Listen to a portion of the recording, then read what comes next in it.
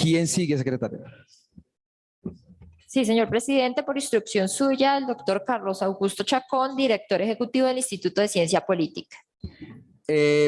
Profesor Carlos Augusto Chacón, tiene usted 5 minutos el uso de la palabra y si ya está activado el micrófono. Muy bien, siga. Presidente, muchas gracias a usted y a la comisión por abrir este espacio. Quiero iniciar destacando pues la preocupación que genera la posibilidad de un mensaje de urgencia para el trámite de estos proyectos de acto legislativo. Indudablemente las reformas políticas y electorales lo que requieren es que el debate sea amplio, tanto desde el punto de vista jurídico como técnico y político, pero sobre todo cada uno de forma independiente, y comparto a quienes han mencionado que es necesario iniciar con la reforma política. El ICP ha participado al grupo de interés para la reforma política del GIREPO y desde distintos escenarios hemos venido advirtiendo temas que el país requiere con urgencia. Pero me voy a centrar en el proyecto de ley que tiene que ver con la arquitectura institucional del sistema electoral. Efectivamente, el país necesita actualizar el código electoral y armonizarlo con la realidad actual, especialmente respecto a las nuevas tecnologías de la información y las implicaciones técnicas que tiene su aplicación en el proceso electoral, en particular frente a los riesgos de fraude. Requerimos también fortalecer las capacidades de la institucionalidad electoral vigente, despolitizarla y blindarla para que actúe con absoluta independencia y transparencia. Por eso es urgente determinar de forma específica las falencias y debilidades que se tratan de corregir, especialmente porque este año se puso en duda la legitimidad del proceso electoral respecto a las elecciones al Congreso en el mes de marzo. Una narrativa que, de aceptarse per se sin establecer con claridad cuáles fueron las fallas del proceso y las debilidades institucionales, pondrían en entredicho la propia legitimidad de los congresistas. Por esta razón, esta discusión debe ser primero técnica y enfocar las reformas para corregir esas fallas y mitigar los riesgos para las elecciones a futuro antes de pretender una nueva arquitectura.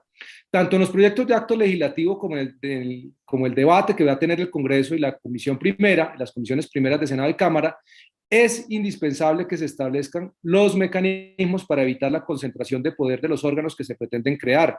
Al centralizar todas las funciones en un nuevo órgano y crear una jurisdicción electoral, también se generan riesgos que deben ser reconocidos y clarificados para garantizar el equilibrio y la separación del poder en temas electorales. La propuesta respecto a los mecanismos de elección mediante concurso de méritos para el nuevo órgano electoral efectivamente contribuiría a resolver los problemas de elección e independencia que actualmente presenta el Consejo Nacional Electoral, y sobre eso debería centrarse la reforma, así como de dotarlo de las capacidades reales de vigilancia, control y seguimiento. Es decir, resolver los problemas identificados sin cambiar la institucionalidad vigente, porque se debe reconocer que este proceso no está exento también de riesgos en el mediano y largo plazo frente a la solidez del sistema electoral.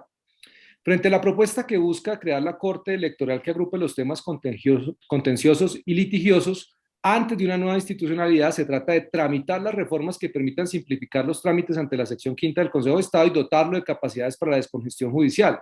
Esto es porque el país requiere seguridad jurídica y garantías de la independencia del sistema electoral entendido como un todo.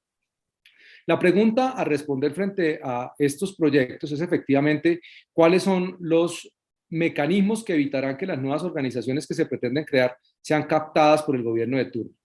Es importante que el Congreso escuche a expertos de misiones electorales internacionales como la de la OEA y la de la Unión Europea respecto a las lecciones aprendidas de países de la región que han hecho cambios similares al que se pretende hacer en Colombia, para así establecer si esas reformas han redundado efectivamente en la transparencia, la democracia competitiva y en garantizar la alternancia del poder.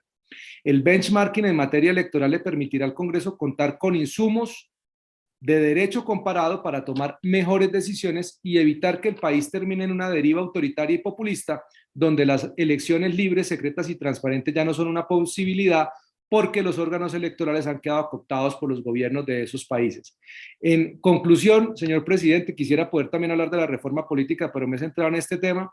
El país requiere, y la legitimidad de la institucionalidad electoral requiere, que se establezcan los fallos de este año, para saber si efectivamente esos fallos tienen cómo corregirse dentro de la institucionalidad vigente antes de proponer nuevos órganos, que también hay que decirlo, el Congreso debería decirle a los ciudadanos cuáles son los riesgos de que esos nuevos órganos terminen igual de politizados, concentrando poder igual, es decir, que las críticas de lo que hoy se pretende corregir termine recayendo en esos nuevos órganos de la misma manera o incluso peor, porque como lo he dicho, hay experiencias regionales que demuestran que la solución no es crear estos nuevos órganos. Le agradezco mucho por el espacio.